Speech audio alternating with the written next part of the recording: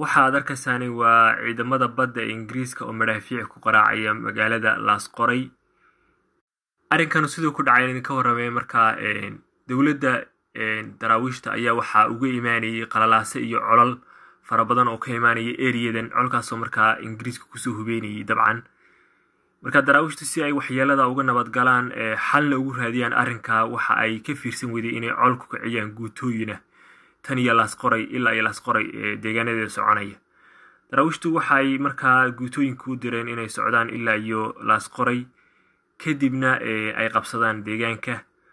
arrintaasna waxa markaa dhacday in gurmad degdega loo amba qeyladaan loo dirsado markaa dawladda Ingiriiska iyagoo ciidamada badda ee dawladda boqortooyada Ingiriiska ay si degdega markaa maraakiib dagaal u soo direen magaalada Laasqoray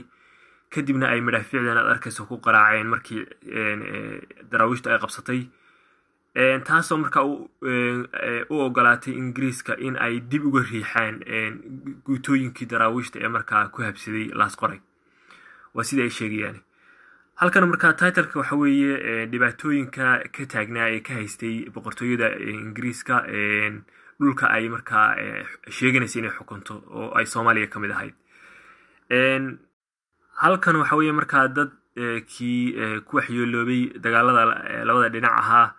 oo markaa dul saaran amba gargaar ay u fudiyeen maraakiibta Ingiriisku waa sida ay sheegayaan. dabcan Ingiriisku waa dadka intay dhibaatooda sababaan hadhowtana iyagu isku soo sawira oo dhahaya gargaar baan u fidinaa iyagoo garanaysa markii horeba dhibaatada iyagu sameeyay. markii markaa daraawiishta dib looga caabiyay magaalada oo markaa madaafiic ay ku qaraaceen kadib ayaa markaa ciidamada Ingiriisku waxa ay maraakiibtii ka soo degeen iyagoo markaa doomo yaryar ciidamo military oo markaa hubkoodii wata ugu daadgureynaya dhanka dhulka markaa xeebta Laasqoray si markaa ay markaa sida ay leeyihiin ay magaalada uga hirgeliyaan waxay rabaan amba u difaacaan. maraakiibta markaa waaweyn markaa ka qayb gashay howlgalkan amba dagaalkan waxaa kamid ahayd markabka la dhihi jiray HMS Philomel oo markaa ahaa maraakiibtii waaweyneed ee xilliga xeebaha Laasqoray ka howlgalay sidoo kalena calansidaha ahaa boqortooyada Ingiriiska. marka sawiradan waxa weeye sawirada aan markaa ka helay iyagoo magaranayay original ah oo markaa yani ka warbixin kooban ka siinaya marxaladii ka taagneyd magaranaysa Ingiriiska iyo waxyaabay dhibaatooyinka ku xeernaa xilligii daraawiishta ay joogtay. tanina ma ahayn mid Laasqoray ku koobneyd daraawiishta ilaa iyo berbera bay socdeen sidoo kale deegaanada gobolada waqooyi daraawiishta meel ka ammaan ahayd ma jirin oo meel walba way soo taaban kareen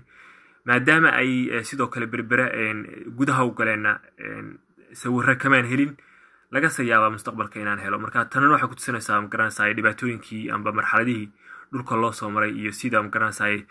waxyaabaha kala duwan ee mandaqada gobolada waqooyi ay uga dhacayeen xilligaas. ciidamada markabka aan idin soo tusayay waxaa kamid ah niman markaa iyaguna ku qaatay bilado oo biladana ay kamid tahay ninkan markaa adeegyo ka fuliyay amba la socday markii maraakiibtu ay ka howlgalayeen xeebaha gobolka Sanaag ilaa iyo Laasqoray xilligii ahayd 1908 ilaa 1910. dabcan isagoo markaa markabku howlgallo ka fuliyay maxmiyadda Somaliland amba loo yaqaanay maxmiyadii Somaliland Protectorate ee xilliga Ingiriisku haystay amba loo yaqaano gobolada waqooyi. tanana magaranaysaa waxay caddayn u tahay amba daliilo cad waxyaabihii xilligaa ka dhacay iyo sidii magaranaysaa Ingiriisku ay uga howlgaleen staffka amba personalka maraakiibtana ay markaa bilado ugu siinayeen howlgalladaas marka ay guuleystaan waa sida ay iyagu hadalka u dhigeen. tanana waxa weeye mid kamid ah biladii ay xilliga ku qaateen.